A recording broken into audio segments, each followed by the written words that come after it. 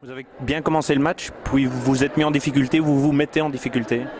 Oui, parce que de nouveau, on a déjà, on arrive en problème de faute rapidement. Donc j'ai mes intérieurs qui sont cotés très vite avec des fautes.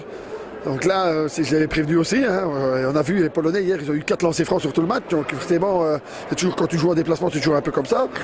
Mais on a eu des rotations qui ont apporté des choses. Mais comme vous dites, on s'est retrouvé en problème. Et surtout, on a arrêté de défendre.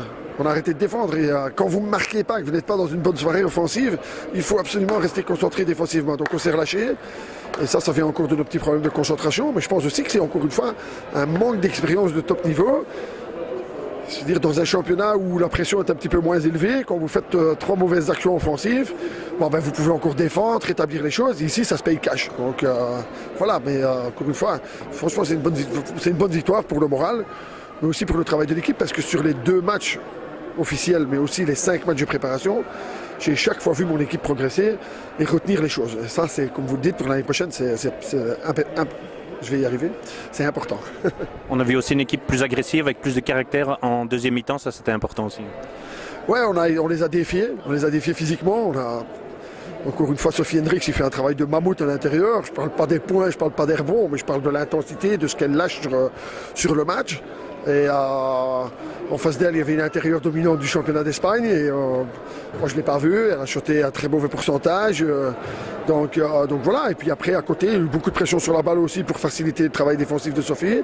Il y a une fille comme Sarah Doshi qui est venue du banc qui nous a donné une grosse bouffée d'oxygène. Et tout le monde a apporté sa pierre à l'édifice. On avait Mythe qui était un petit peu dedans offensivement, on lui rend 2-3 points au gros moment. Donc non, je pense que c'était un travail collectif. Même les filles qui n'ont pas joué font partie de ce groupe. Parce qu'aux entraînements, si elles ne sont pas là, on ne peut pas travailler. Et à partir du moment où tu t'investis, que tu travailles, tu auras toujours ta chance. Je pense que c'est comme ça, la roue tourne. Et voilà, mais je pense qu'on peut rentrer. On est déçus de ne pas se qualifier, parce que quand on voit Israël, qu'on a battu 2 fois, qui est en demi-finale, mais bon, là, on a marqué des points au niveau du ranking FIBA aussi, je pense, c'est important. Il faut espérer un bon tirage, parce que malheureusement, dans tous les tournois qualificatifs, le tirage reste primordial. Vous pouvez tomber dans une poule avec des équipes de folie, ou peut-être l'Israël qui soit dans le pot 3, nous dans le pot 4 et Finlande dans le pot 5, et peut-être avoir un tirage plus facile. Il faudra espérer ça. Mais en tout cas, je veux retenir l'excellente mentalité du groupe et l'excellente mentalité qui a habité toute notre campagne.